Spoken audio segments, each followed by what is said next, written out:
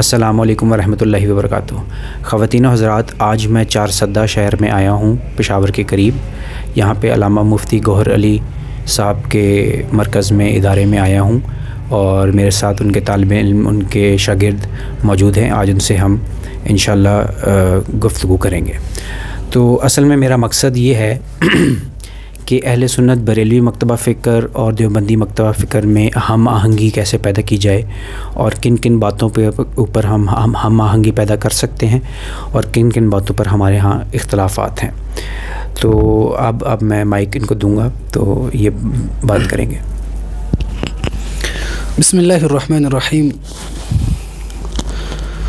سب سے پہلے تو میں آپ کا شکریہ ادا کرتا ہوں اور آپ کو یہاں آنے پر خوش آمدید کہتا ہوں۔ اللہ تعالیٰ آپ کو اجر فی الدارین دے۔ اور دوسری بات یہ ہے کہ ہمارے اور بریلوی مکتبہ فکر کے مابین آپس میں بہت سے اختلافات ہیں، اور اگر وہ اختلافات قرآن اور احادیث کی روشنی میں وہ ہمارے ساتھ حل کریں گے تو ہم ایک بن جائیں گے اور ہم ایک پلیٹ فارم پر جمع ہو سکتے ہیں۔ لیکن یہ تب جب ہم قرآن اور احادیث کی روشنی میں اتفاق کریں، جیسا کہ قرآن بھی ہمیں کہتا ہے، اللہ رب العزت نے کہا ہے کہ وَاعْتَصِمُوا بِحَبْلِ اللَّهِ جَمِيعًا وَلَا تَفَرَّقُوا، کہ آپ فرقہ واریت جو ہے اس سے آپ دور رہے، بلکہ آپ لوگ کیا کریں، اکٹھے ہو جائے اور تفرقہ بازی سے آپ دور رہے۔ تو اس کا مطلب بھی یہ ہے کہ وَاعْتَصِمُوا بِحَبْلِ اللَّهِ جَمِيعًا، کہ آپ لوگ اللہ تعالیٰ کی رسی کو مضبوطی کے ساتھ پکڑیں۔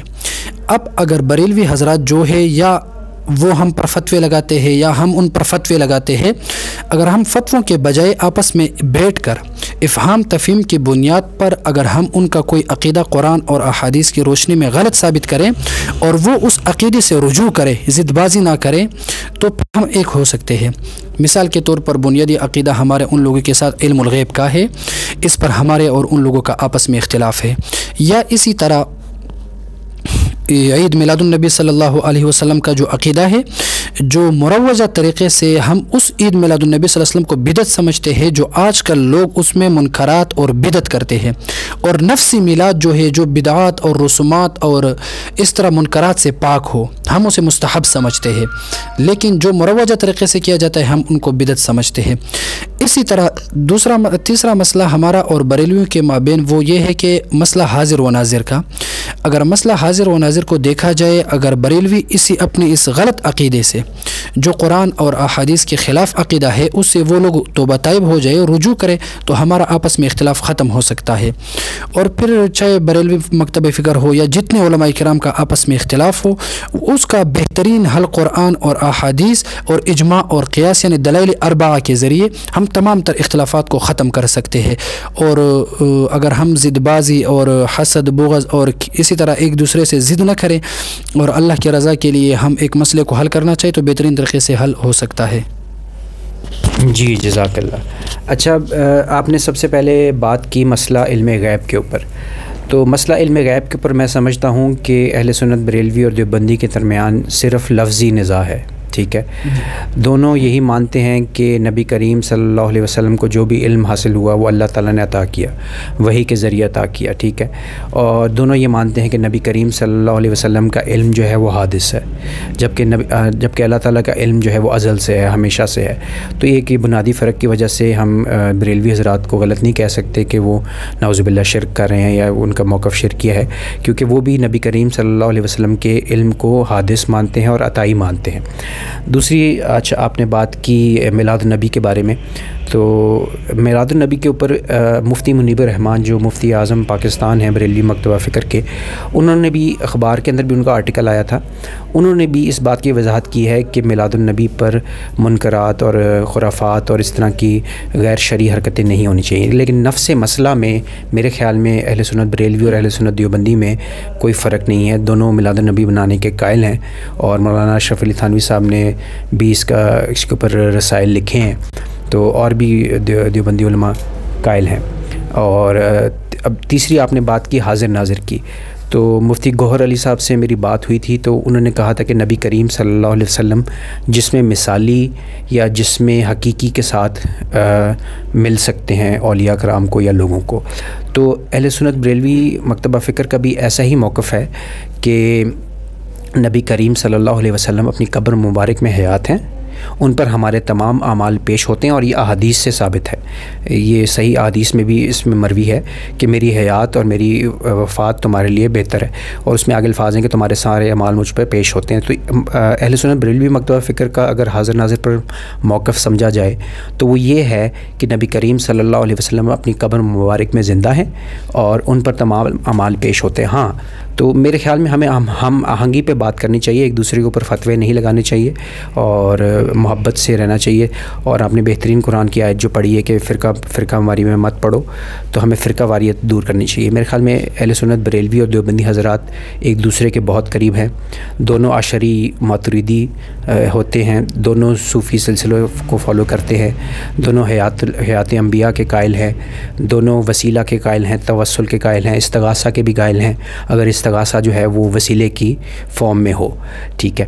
تو یہ ہمیں آپس میں ہم آہنگی پر بات کرنی چاہیے۔ جی آپ کیا کہیں گے؟ آپ سب سے پہلے تو یہ ہے کہ کسی کے ساتھ بعض عقائد میں ایک نظریہ رکھنا یہ اس بات کی دلیل نہیں ہوتی کہ وہ دونوں ایک ہی ہوتے ہیں۔ جیسا کہ ہم بھی قرآن کو مانتے ہیں اور قادیانی لوگ بھی قرآن کو مانتے ہیں، جیسا کہ ہم بھی توحید کے قائل ہیں اور قادیانی لوگ بھی توحید کے قائل ہیں، تو اس کا مطلب یہ نہیں کہ ہم اور قادیانی ایک دوسرے کے انتہائی قریب ہیں، نہیں، ہم ان کو کافر سمجھتے ہیں، بلکہ کافر سے بدترین سمجھتے ہیں۔ اسی طریقے سے اگرچہ بعض بریلویوں کے ساتھ بعض مسائل میں ہم بالکل ایک طرح کے عقائد اور نظریات رکھتے ہیں، لیکن بعض عقائد کی وجہ سے وہ ہم سے انتہائی زیادہ دور ہے۔ 3 مسائل آپ نے علم الغیب کے بارے میں کہا، کبھی بھی میں نے کسی بریلوی سے تو یہ نہیں سنا ہے کہ علم الغیب کا وہ یہ معنی لیتے ہیں کہ جو اللہ تعالیٰ نے عطا کیا ہو، یا اسی طرح بعض غیب۔ اگر علم الغیب کا معنی یہ لیا جائے کہ بعض باتوں کو نبی صلی اللہ علیہ وسلم کو علم تھی، وہ بعض باتیں ایسی جو دیگر لوگوں سے اس کا علم مخفی تھا، یعنی دیگر لوگوں کو پتہ، تو اسی طرح تو میرے پاس بھی علم الغیب ہوگی، اس معنی کو لیا جائے، کیونکہ میرے دل میں بہت سے باتیں ہوں گی جو آپ کے دل میں نہیں ہے۔ لیکن علم الغیب کا معنی یہ ہوتا ہے کہ وہ ذاتی علم ہوتا ہے جو اللہ تعالیٰ کی صفت ہے۔ اب ہم یہ مانتے ہیں کہ حضور صلی اللہ علیہ وسلم کے پاس علم الغیب تو نہیں ہے، لیکن علم بالغیب ہے۔ علم بالغیب کا مطلب یہ ہوتا ہے کہ وہ باتیں جو ہم سے پوشیدہ ہے ان پر اللہ تعالیٰ نے وحی کے ذریعے حضور صلی اللہ علیہ وسلم کو خبر دی ہے، اس کے ہم قائل ہیں۔ اگر بریلوی یہ کہتے ہیں کہ علم الغیب سے مراد وہ ہے جو دیگر لوگوں سے تو وہ بات مخفی ہے، لیکن حضور صلی اللہ علیہ وسلم کو اللہ تعالیٰ نے وحی کے ذریعے وہ بات بتائیے، تو پھر ٹھیک ہے، اس میں کوئی حرج نہیں ہے اور اس میں کوئی غلط نظریات کی بات نہیں، لیکن اس طرح کے علم سمجھنا جیسا اللہ تعالیٰ کے لیے علم الغیب کا قول کرنا جیسا اللہ تعالیٰ کے پاس ذرہ ذرہ کے علم ہے۔ اگر کوئی بندہ یہ کہے کہ حضور صلی اللہ علیہ وسلم کو ہر لمحہ، ہر سیکنڈ، ہر منٹ اور جگہ کے ہر کونے اور ہر ذرات کی علم ہے، تو یہ شرکی عقیدہ ہے، اس کے ہم قائل نہیں ہیں۔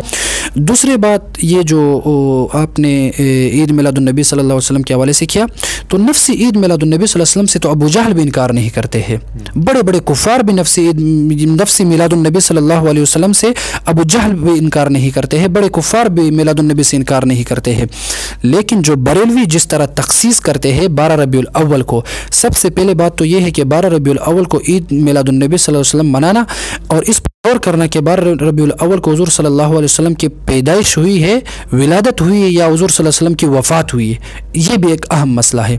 اور پھر آپ نے دوسری بات کہی کہ وہ حضور صلی اللہ علیہ وسلم پر اعمال پیش ہوتے، وہ ایک الگ مسئلہ ہے جس کو عرض اعمال کہا جاتا ہے، اس کے ہم قائل ہیں۔ اس کے بعد آپ نے حاضر و ناظر کے حوالے سے کہا، ہم حاضر و ناظر کے مسئلے میں بریلوی لوگ ہیں وہ بالکل خطا پر ہے، اور وہ لوگ اس میں اللہ رب العزت کے ساتھ شرک کرتے ہیں۔ حاضر ناظر یہ جو صفت ہے یہ صرف اللہ تعالیٰ کی ہی صفت ہے، اس میں کسی قسم کی گنجائش نہیں ہو سکتی، کیونکہ اللہ تعالیٰ کا یہی خاص ہے کہ وہ جہاں دنیا میں اللہ تعالیٰ ہر جگہ حاضر ناظر ہوتا ہے۔ فیض لینے کے قائل ہیں آپ؟ ہاں، ہم فیض لینے کے بھی قائل ہیں، ہم کسی کے مرنے کے بعد بھی ان کے قبر پہ جا کر فیض لینے کے بالکل قائل ہے، اور یہ عقیدہ صحیح اہل سنت والجماعت علماء دیوبند کا ہی عقیدہ ہے۔ نہیں، باقیوں کا بھی ہے، چلیں۔ اچھا، یہ ہم مکالمہ کر رہے ہیں آپس میں، تو یہ انٹرویو نہیں ہے، مکالمہ ٹائپ انٹرویو اس کو آپ سمجھ لیں۔ اچھا، سب سے پہلی بات تو یہ ہے کہ علم غیب کے اوپر جو میں نے کہا کہ لفظی نزاع ہے، دیوبندی حضرات یہ کہتے ہیں کہ نبی کریم صلی اللہ علیہ وسلم کو اطلاع علی الغیب ہے، انباء علی الغیب ہے، ٹھیک ہے۔ بریلوی حضرات کہتے ہیں کہ نبی کریم کو اللہ تعالیٰ نے علم غیب دیا. تو میرے خیال میں یہ لفظی نزاع ہے. قرآن و احادیث سے نبی کریم صلی اللہ علیہ وسلم کا علم غیب کے اوپر کافی دلائل موجود ہیں جو کہ جس کے انکار کہ بہت بڑی غلطی ہوگی. اچھا دوسرا پھر میلاد النبی کے نفس مسئلہ کے اوپر آپ نے کہا کہ ابو جہل وغیرہ بھی کوئی، لیکن یہ ہے کہ میلاد النبی کے بارے میں آپ نے کہا کہ نبی بریلوی حضرات جو ہیں وہ 12 کی تخصیص کرتے ہیں. یہ آپ کی غلط فہمی ہے. دیکھیں جب تک ہم ایک دوسرے کی کتب اور ایک دوسرے کے علماء کو نہیں سنیں گے نا تب تک غلط فہمیاں دور نہیں ہوں گی. اہل سنت بریلوی علماء جو ہیں، جاہلوں کو چھوڑیں، جاہلوں کے فتویٰ جو ہے نا جاہلوں کی وجہ سے نہیں دینا چاہیے. علماء جو اہل سنت کے بریلوی علماء ہیں وہ یہ کہتے ہیں کہ 12 ربیع الاول کی تخصیص کرنا یہ ضروری نہیں ہے. آپ سال میں میں خود سال میں مختلف تاریخوں پر میلاد النبی مناتا ہوں، اور میں ایسے بریلوی علماء کو بھی جانتا ہوں جو میلاد النبی کی کانفرنس یا میلاد النبی کی محفل دوسرے مہینوں میں بھی رکھتے ہیں، بلکہ ربیع الاول شریف کے علاوہ دوسرے مہینوں میں بھی رکھتے ہیں. اور خاص طور پر جہاں تک بات ہے ربیع الاول شریف میں زیادہ مدعے کی محفلیں رکھنا، تو اس کے بارے میں امام قسطلانی رحمۃ اللہ علیہ جو ہیں انہوں نے مواہب الدنیا میں لکھا ہے کہ ربیع الاول شریف میں یہ زیادہ کرنا چاہیے تاکہ جن کے دلوں میں مرض ہو ان کے لیے یہ شفا ہو. ٹھیک ہے، یعنی کہ ربیع الاول شریف میں اس کو زیادہ ہمیں اہتمام کرنا چاہیے، لیکن اس کو کوئی محدود نہیں کرتا. یہ تھوڑی سی میرے خیال میں دیوبندی حضرات کی غلط فہمی ہے اور اہل حدیث اور وہابی حضرات کی بھی غلط فہمی ہے کہ بریلوی حضرات جو ہیں وہ 12 ربیع الاول کو مخصوص کرتے ہیں.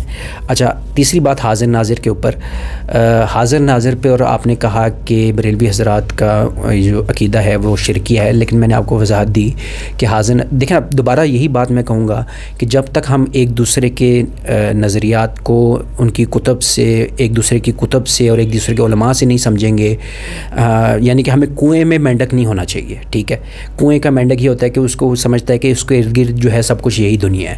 ہمیں کنویں کا مینڈک نہیں ہونا چاہیے.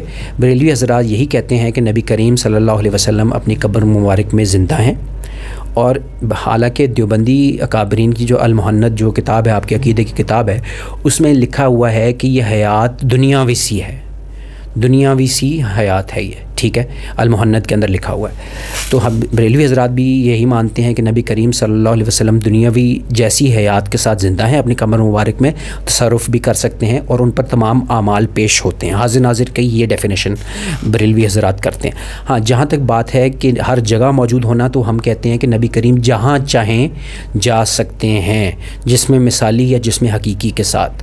تو یہ تو آپ کے دیوبندی اکابرین سے بھی ثابت ہے کہ وہ مختلف وفات کے بعد وہ آئے، کوئی مسئلے مسائل تھے آپس میں وہ دور کیے، تو دیوبندی اکابرین سے بھی ثابت ہے. تو یہ باتیں ہیں. ایک منٹ ذرا فون آ رہا ہے. ہاں اچھا، تو مسئلہ مطلب کہ میں یہاں بحث کرنے نہیں آیا، لیکن میں ایک دوسرے کو ہم سمجھنے کی کوشش کریں کہ ایک دوسرے کے اوپر ہم شرک اور بدعت کے فتوے نہ لگائیں اور ایک دوسرے کے موقفات کو ہم سمجھیں، تو یہ بہتر ہوئے گا. مثال کے طور پر دیوبندی حضرات، ایک طارق مسعود صاحب کا میں بیان سن رہا تھا کہ وہ کہتے ہیں کہ کچھ لوگ جو ہیں وہ نبی کریم کو بشر مانتے ہی نہیں ہیں اور کہتے ہیں وہ صرف نور ہیں. اب یہ بھی اب اس کو میں آسان کم مطلب کہ سخت لفظ استعمال کیے بغیر کہوں گا کہ یہ لا علمی ہے ان کی. اعلیٰ حضرت امام احمد رضا خان رحمۃ اللہ علیہ نے باقاعدہ لکھا ہے کہ جو نبی کریم کی بشریت کا منکر ہوگا وہ کافر ہوگا، اور نورانیت کا جو منکر ہے وہ اس کو ہم گمراہ کہیں گے. اور نورانیت کے اوپر بحث ہے کہ نور سے کہ نور ہدایت مراد ہے کہ کیا مراد ہے، وہ ایک علیحدہ بحث ہے. تو آج ہم 3 ٹاپکس کے اوپر ہم نے بات کی ہے. تو میں نے بریلوی مکتبہ فکر کا، حالانکہ میں اپنے آپ کو بریلوی کہتا نہیں ہوں، لیکن ایک منصفانہ طریقے سے میں بات کرنا چاہ رہا ہوں کہ یہ جو ہیں یہ ہمارے ہاں جو ہیں یہ لفظی نزاع ہیں، ان کو ختم ہونا چاہیے اور ہمیں آپس میں اتحاد کرنا چاہیے. جزاک اللہ. آپ کی بات ایک کافی حد تک درست ہے. دراصل بات یہ ہے کہ حاضر ناظر کے مسئلے کو دیکھا جائے، حاضر کا مطلب یہ ہوتا ہے کہ آپ ابھی میرے ساتھ حاضر ہیں. ٹھیک ہے، مفتی صاحب یہاں پہ نہیں ہے. وہ حضور صلی اللہ علیہ وسلم پر اعمال کا پیش ہونا وہ الگ مسئلہ ہے.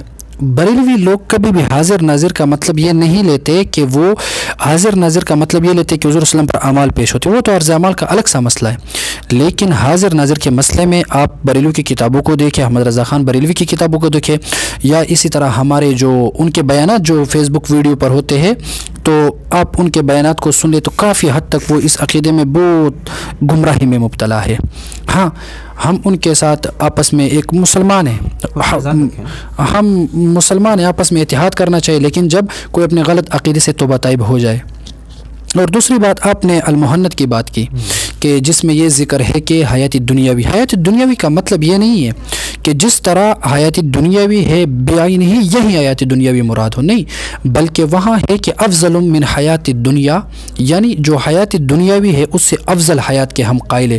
اب جو حیات دنیاوی کا مطلب ہے اس کا مطلب یہ ہے کہ یہ دنیا والا جسد یہ وہاں زندہ ہے، لیکن بریلوی لوگوں کے ساتھ ہمارا اس مسئلے میں اتفاق ہے، وہ بھی حضور صلی اللہ علیہ وسلم کے حیات النبی بعد الوفات کے قائل ہیں، ہم بھی قائل ہیں، لیکن بہرحال جو مسئلہ دوسرا ہے عید میلاد النبی صلی اللہ علیہ وسلم کا، آپ نے کہا کہ وہ لوگ تخصیص نہیں کرتے۔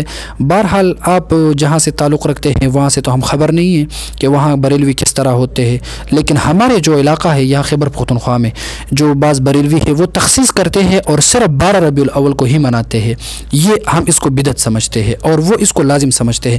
باقی نفسی میلاد منانا یہ ہمارے اکابرین اور ہمارے جو بزرگ لوگ ہیں وہ بھی مناتے ہیں اور ہم بھی مناتے ہیں۔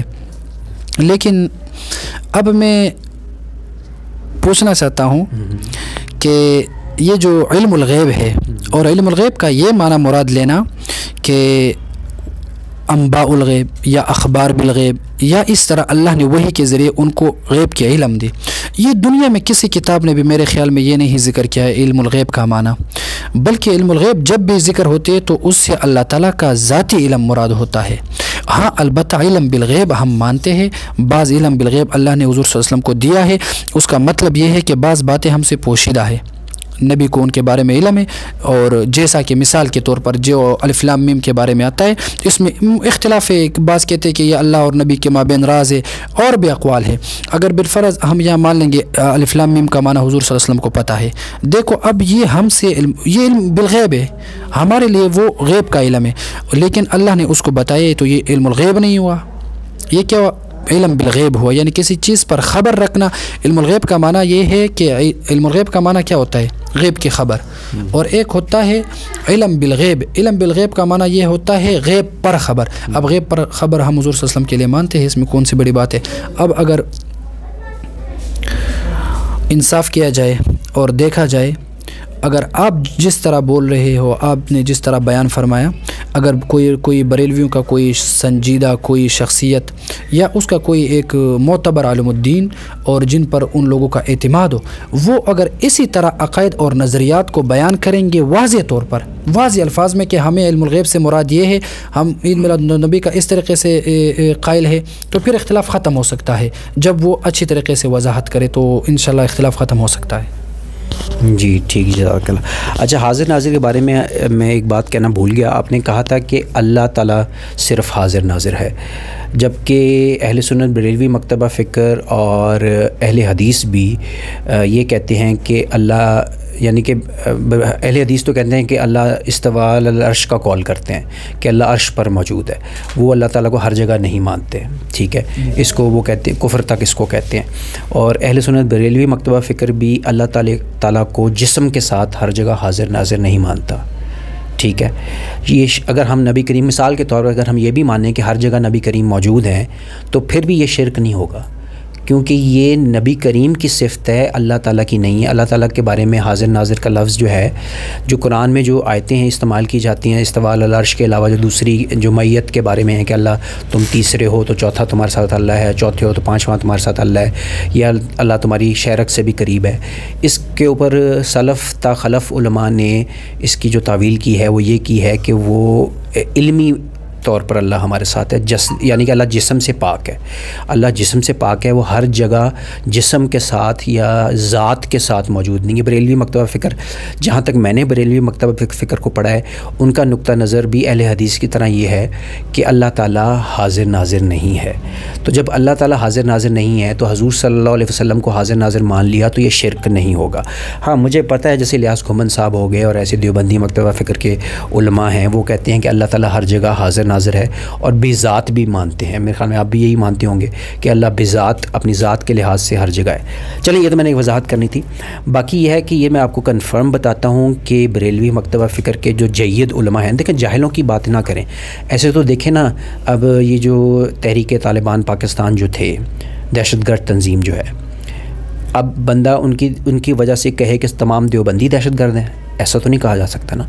ایسے ہی داعش جو ہیں باہر ملک میں, افغانستان میں بھی ہیں, عراق میں بھی ہیں, جو دہشت گردی کرتے ہیں, تو بندہ کہے کہ تمام غیر مقلدین, تمام وہابی جو ہیں وہ دہشت گرد, ایسا نہیں کہا جا سکتا. ایسی اگر کوئی بریلویوں میں کوئی جاہل بندہ ہے جو یہ سمجھتا ہے کہ 12 ربیع الاول کو تخصیص کی جائے گی, اس کے علاوہ میلاد النبی نہیں منانا چاہیے, صرف 12 ربیع الاول کو منانا چاہیے, تو یہ عام جاہل کسی بندے کی بات ہو سکتی ہے. کوئی عالم جو ہے وہ ایسی بات نہیں کرتا. وہ یہی کہتے ہیں کہ آپ سال میں کسی دن بھی منا سکتے ہو. ہاں ربیع الاول میں زیادہ خوشی سے مناؤ, اور میں لاہور میں جہاں سے میں ہوں وہاں پہ میں نے دیوبندی مساجد کو بھی دیکھا ہے کہ ربیع الاول میں وہ چراغاں کرتے ہیں مسجد کے اوپر. ہمارے ایک مفتی عنایت اللہ صاحب ہیں, ان کو میں نے ان کی تصویریں بھی بھیجی تھی. تو ماشاءاللہ مفتی عنایت اللہ صاحب بھی بہت معتدل اور اچھے دیوبندی عالم ہیں.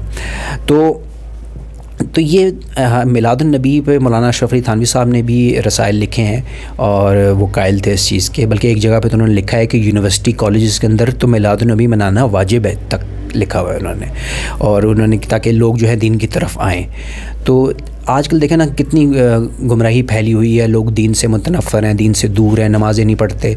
تو کبھی نہ کبھی اگر ہم ان کو میلاد النبی سے بھی دور کر دیں گے تو دین سے بالکل ہی دور ہو جائیں گے. ٹھیک ہے, اس لیے ہمیں جیسے شب برات پہ اوپر اہل حدیث حضرات اعتراض کرتے ہیں کہ شب برات کی کوئی اصل نہیں, حالانکہ حدیث سے شب برات ثابت ہے کہ اس رات کی فضیلت. ایسے ہی میلاد النبی کے بارے میں بھی روایتیں اہل سنت بریلوی مکتبہ فکر اور دیوبندی بھی مولانا اشرف علی تھانوی صاحب جیسے لوگ استعمال کرتے ہیں قرآن و حدیث سے استدلال کر کے, یعنی کہ جس چیز کی اصل ثابت ہو جائے وہ چیز مباح اور جائز ہوتی ہے. اور آپ سے ابھی ریکارڈنگ سے پہلے آپ سے بدعت کے اوپر بھی بات ہو رہی تھی کہ بدعت کی دو کیٹیگریز ہیں, سیاح اور بدعت حسنہ اور بدعت ضلالہ, اور آپ نے ہی کہا تھا کہ اصل میں 5 قسمیں ہیں. ٹھیک ہے, تو اہل سنت جو کثیر علماء ہیں وہ بدعت کی تقسیم کے قائل ہیں. امام شافعی نے بھی کہا ہے کہ جو نیا کام بدعت جو قرآن و حدیث کے خلاف نہ جائے تو وہ اچھا ہے, حسنہ ہے. اور آخری علم غیب کے اوپر پھر وہی بات میں کہوں گا کہ علم غیب کے اوپر بھی لفظی نزاع ہے. آپ اطلاع علی الغیب کہتے ہیں, ہم انباء علی الغیب. جہاں تک آپ نے کہا کہ کسی متقدمین علماء نے نہیں لکھا, تو اس میں آپ کی بات کو درست کر دیتا ہوں کہ یعنی کہ آپ کی بات کو میں صحیح اس طرح کروا دیتا ہوں کہ امام ماتریدی, آپ اہل دیوبندی حضرات جو ہیں یہ ماتریدی اس پہ ہیں منہج پر, تو امام ابو منصور ماتریدی رحمۃ اللہ علیہ نے علم غیب کا لفظ استعمال کیا ہے. یہ کس جگہ پہ؟ یہ تاویلات اہل سنت جو ان کی کتاب ہے وہاں پہ استعمال کیا ہے. ٹھیک ہے, اور اس کے علاوہ اور بھی مفسرین ہیں, امام قرطبی ہو گئے, اور بھی مفسرین ہیں جنہوں نے جیسے خضر علیہ السلام کے بارے میں علم غیب کا لفظ استعمال ہوا ہے. وہ عطائی ہے نا, تو ہم بھی یہی کہتے ہیں, بس جب عطائی ہوگی تو بات ختم ہے. نہیں تو ہم بھی تو نہیں, دیکھیں بریلوی حضرات بھی یہی کہتے ہیں کہ عطائی ہے, وہ یہ نہیں کہتے ذاتی ہے. ذاتی تو ہم بھی کہتے ہیں شرک ہے. اگر کوئی بس بات ختم پھر. ہاں تو پھر ٹھیک ہے, پھر تو ہمارے اتفاق ہو گیا نا, ہمارے اس بات پہ اتفاق ہو گیا دیکھیں ذاتی علم غیب کو تو اعلیٰ حضرت امام احمد رضا خان رحمۃ اللہ علیہ نے بھی یہ نہیں کہا کہ نبی کریم کے پاس ذاتی علم غیب ہے, انہوں نے بھی ذاتی علم غیب کی نفی کی ہے. نہیں, دراصل آپ نے میرے خیال میں جہاں بھی علم الغیب کی بات کی جائے تو وہاں علم بالغیب کا لفظ استعمال ہوا ہوگا. علم لفظی نزاع کی بات کرو. نہیں, لفظی نزاع نہیں ہے. اطلاع الغیب کیا ہے؟ نہیں, ایک ہوتا ہے علم الغیب, ایک ہوتا ہے علم بالغیب. ٹھیک ہے, اب اس میں زمین اور آسمان کا فرق ہے. اور جتنے کتابیں آپ نے میرے خیال میں پیش کیے, جتنے تفاسیر لکھا ہے, بے شک میں نے اس پر 16 تفاسیر کے حوالہ جات میں نے نکالے جنہوں نے علم الغیب کا قول کیا ہے, لیکن ان کا مطلب ہرگز یہ نہیں کہ جس طرح بریلوی کہتے ہیں. اور آپ نے اپنے باتوں میں سے 2 باتیں کی بہت خطرناک, جیسا کہ استواء علی العرش کے بارے میں جو غیر مقلدین کا عقیدہ, یہ تو بالکل گمراہی کا مجسمہ جیسا عقیدہ رکھتے ہیں وہ لوگ. ٹھیک ہے, کیونکہ ہمارا یہی عقیدہ ہے اہل سنت والجماعت ماتوریدیوں کا, احناف کا اور دیوبندیوں کا یہی عقیدہ ہے کہ اللہ تعالیٰ کے لیے جہت ثابت کرنا یہ ٹھیک نہیں ہے. اور دوسری بات آپ نے کی کہ آپ اللہ تعالیٰ کو حاضر اور ناظر مانتے ہیں, حالانکہ یہ ہے نہیں. یہ بات بالکل غلط ہے.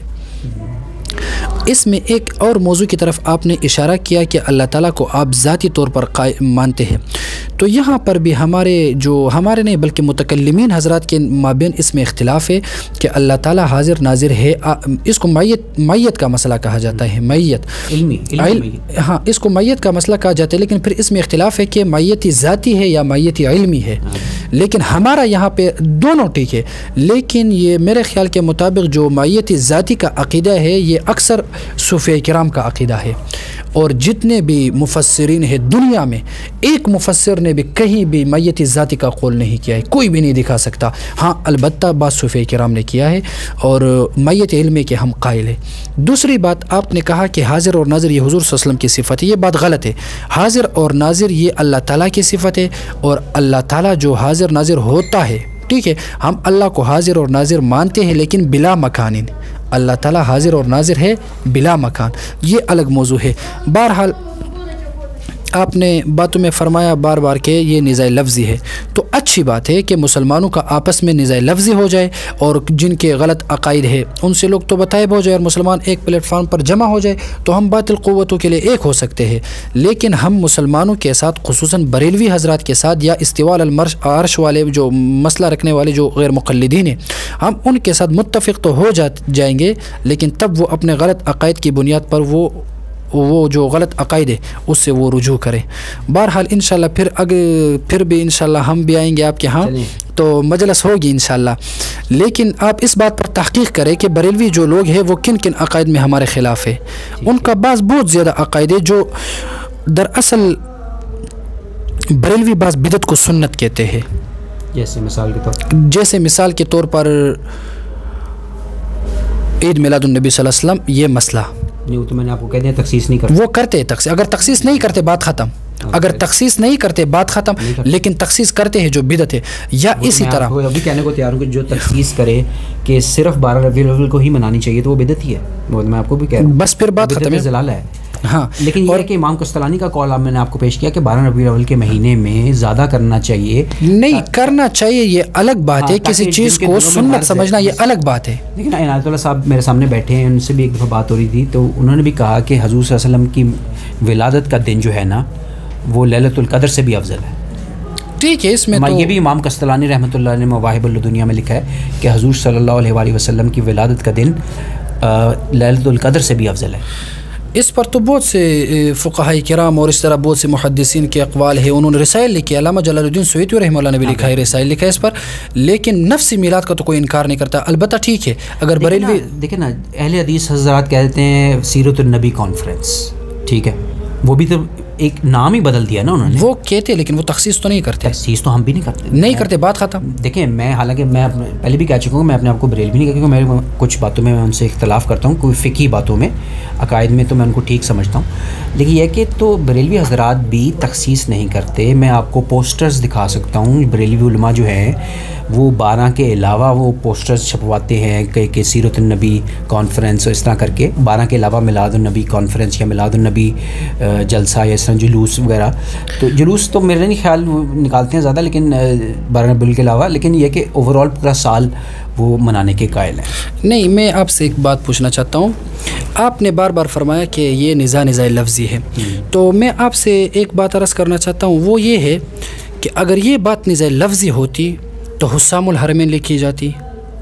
دیکھیں اگر ابھی دیکھیں وہ عبارات کے اوپر بحث ہم اگلی دفعہ کریں گے، وہ دیکھیں میں اعلیٰ حضرت کو معذور سمجھتا ہوں رحمۃ اللہ علیہ کو، کیونکہ وہ نبی کریم صلی اللہ علیہ وسلم کے عشق میں ڈوب کے انہوں نے فتوے دیے، ٹھیک ہے، ان کو عبارات گستاخی پر مبنی لگیں تو انہوں نے اس پر فتوے دے دیے۔ اور دوسری بات یہ ہے کہ دیکھیں نا، اگر ہم مثال کے طور پہ غیر مقلدین نہ دیوبندی ہیں نہ بریلوی ہیں، ٹھیک ہے، زبیر علی زئی صاحب غیر مقلدین کے بہت بڑے عالم گزرے ہیں، جو محدث بھی مانے جاتے ہیں ان کے مکتبہ فکر میں، انہوں نے بھی دیوبندی اکابرین کی عبارات جو ہے نا ان کو کفریہ کہا ہے، زبیر علی زئی صاحب نے بھی، تو اس کا مطلب گواہی غیروں سے بھی آ گئی ہے، یعنی کہ اور آج کل جو ایک ویسے فتنہ ہے انجینئر علی مرزا، بہت بڑا فتنہ ہے، تو وہ بھی کہتا ہے کہ حسام الحرمین کے اندر جو یہ ہے وہ عبارات جو ہے نا یہ یعنی کہ اعلیٰ حضرت نے صحیح فتویٰ دیا کیونکہ یہ عبارات گستاخانہ ہیں، ٹھیک ہے، تو لیکن وہ ہم چلیں کسی اور دن اس پہ بات کریں گے. عبارت میں آج میرا مطلب کہ میں تو مفاہمت کے لیے بیٹھا ہوں, اتحاد کی بات کرنے کے لیے بیٹھا ہوں, تو وہ عبارات پہ انشاءاللہ کسی اور دن بات کریں گے. تو باقی یہ ہے کہ ایک دوسرے کو سمجھنا چاہیے, ایک دوسرے کی کتب پڑھنی چاہیے.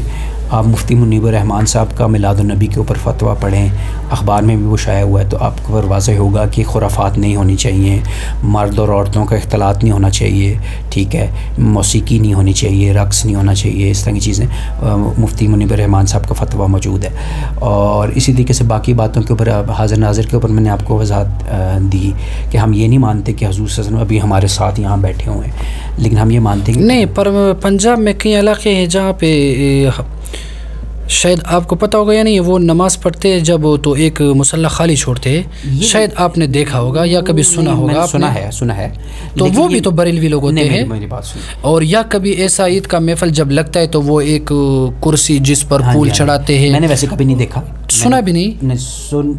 جہاں مخالفین سے سنا ہے, دیوبندی حضرات سے سنا ہے, اہل حدیث سے سنا ہے, لیکن یہ کہ میں نے بریلویوں سے نہیں سنا کہ وہ کرسی چھوڑتے ہیں. بہرحال کھڑے ہو کے سلام پڑھتے ہیں, اس کی تو آپ کے حاجی امداد اللہ مہاجر مکی صاحب بھی قائل تھے. کس چیز کے؟ نبی کریم پر کھڑے ہو کے سلام نہیں, ہم تو کہتے ہیں کہ حضور صلی اللہ علیہ وسلم پر درود پڑھنا, سلام پڑھنا, چاہے تو کھڑا یا بیٹا, وہ الگ بات ہے, ہم بھی قائل ہیں. لیکن وہ اب کھڑے ہو کے درود و سلام نہیں پڑھنا چاہیے میلاد پہ یا ویسے کسی بھی محفل میں. نہیں, درود تو اگر لازم سمجھتے لازم تو نہیں ہم سمجھتے, پھر ٹھیک ہے, اس میں تیسے کوئی بات. دیکھیں نا, یہی تو غلط فہمی ہے جو ہماری آپس میں دور ہونی چاہیے. دیکھیں دیوبندی حضرات اور اہل حدیث حضرات یہ سمجھتے ہیں کہ ہم یہ کھڑے ہو کے درود پڑھنے کو لازم سمجھتے ہیں, یا ہم نماز کے, یہ تو دیوبندیوں کا بھی مسئلہ ہے کہ نماز کے بعد دعا کرنے کو ہم لازم سمجھتے ہیں. ایسی بات نہیں ہے, دیوبندی حضرات بھی نماز کے بعد دعا کرنے کو لازم نہیں سمجھتے. اب میرا خیال تو یہی ہے کہ اگر آپ جیسے بڑے بڑے علماء کرام یا جیسے, میں عالم نہیں ہوں لیکن میں طالب علم ہوں, شوق ہے مجھے دین کی, اللہ مزید توفیق دے. لیکن اب بات یہ ہے کہ میرے خیال میں جتنے علماء کا جو طبقہ ہے نا, وہ اگر اس آیات پر عمل کرے کہ یا ایھا الذین آمنوا ان جاءکم فاسق بنبأ فتبینوا, کہ جب کوئی فاسق فاجر آپ کو ایک بات کی خبر دے تو پھر آپ کو چاہیے کہ آپ تحقیق کریں, ٹھیک ہے. اگر ہم ایک دوسرے کے بارے میں تحقیق کریں گے تو پھر اختلاف نہیں بن سکتا ہے. اور پھر حضور صلی اللہ علیہ وسلم نے بھی فرمایا ہے کفا بالمرء کذبا ان یحدث بکل ما سمع, کہ انسان منافق اور جھوٹے ہونے کے لیے دلیل یہی کافی ہے کہ وہ سنی سنائی بات کسی آگے شیئر کرے. تو ہمیں چاہیے کہ ہم تحقیق کریں گے تو انشاءاللہ یہ اختلاف ختم ہو سکتا ہے. بالکل جی بالکل. دیوبندی اور بریلوی حضرات جو ہیں یہ بہت قریب ہیں, دونوں حنفی ہیں. پہلی میں تو نہیں مانتا, ابھی نہیں مانتے. نہیں, میں انشاءاللہ اگلی مجلس میں اہل حدیث اور غیر مقلدین سے ہمارے زیادہ اختلاف ہیں. وہ تو الگ بات ہے. غیر مقلدین کو تو بعض لوگوں نے اگر دیکھا جائے تو خوارج میں شمار کیا ہے, ٹھیک ہے, وہ الگ بات ہے. لیکن یہ جو بریلوی لوگ ہیں نا, جو عقیدہ آپ بیان کرتے ہیں وہ بریلویوں کا نہیں, وہ بلکہ دیوبندیوں کا ہے. اگر میں اب بھی کہتا ہوں, یہ عقیدے میں نے بریلوی علماء سے سیکھے ہیں, میں نے خود سے نہیں سیکھے. اچھا, اگر بریلوی علماء سے سیکھے تو برسریام دکھا سکتا ہوں. اگر حضرت ناظر پہ وہ کہہ رہے ہیں کہ قبر مبارک میں زندہ ہے, اعمال پیش ہوتے ہیں. اگر ایک سوال, حضور صلی اللہ علیہ وسلم قبر میں ہیں اور آپ حاضر اور ناظر کہتے ہیں. حاضر کا مطلب کیا موجود ہوتا ہے, ناظر کا مطلب دیکھنے والا ہوتا ہے, ٹھیک ہے. تو اب یہ جو دیکھیں شاہد کا ہے نا نبی کریم کو قرآن میں, کیا قرآن نے نبی کریم کو شاہد کا ہے نا, شاہد کا لفظ نبی کریم, شاہد مطلب یعنی کہ گواہی دینے والا. گواہی کون دیتا ہے؟ نہیں, جس نے دیکھا ہو وہی گواہی دیتا ہے نا. اچھا, اب مجھے یہ بتاؤ کہ جہاں پہ اللہ رب العزت نے پیغمبر اسلام کو شاہد کہا ہے تو اللہ تعالیٰ نے میرے خیال میں تیسرے پارے میں امت کے لیے بھی شاہد کا لفظ بولا ہے. نبی کی وجہ سے ہے. کس طرح نبی کی وجہ سے؟ یعنی کہ نبی وجعلنا امتا وسطا, اس طرح کوئی آیت ہے؟ جی نہیں, وہ دیکھیں ایک لتکونوا شہداء علی الناس, اس طرح کوئی آیت ہے نا. تو وہاں میں بھی تو یہ امت بھی ہر جگہ حاضر ناظر ہے. نہیں, یہ امت کو جو اس کا جو جواب ہوگا, نہیں اس کا جو جواب ہوگا وہی اسی لفظ کا جواب ہوگا. یہ دیکھیں آپ کے دیوبندی علماء نے بھی مانا ہے اور شاہ ولی اللہ نے بھی لکھا ہے کہ فیض جو ہے نا وہ نبی کریم صلی اللہ علیہ وسلم یا حضرت علی کے ذریعے یا شیخ عبدالقادر جیلانی غوث پاک کے ذریعے فیض امت میں آتا ہے. نہیں, فیض کے تو ہم قائل ہیں. نہیں سن لینا, تو جو امت شاہد ہے نا وہ نبی کریم صلی اللہ علیہ وسلم کی وجہ سے ہے. تو نبی صلی اللہ علیہ وسلم کس کی وجہ سے؟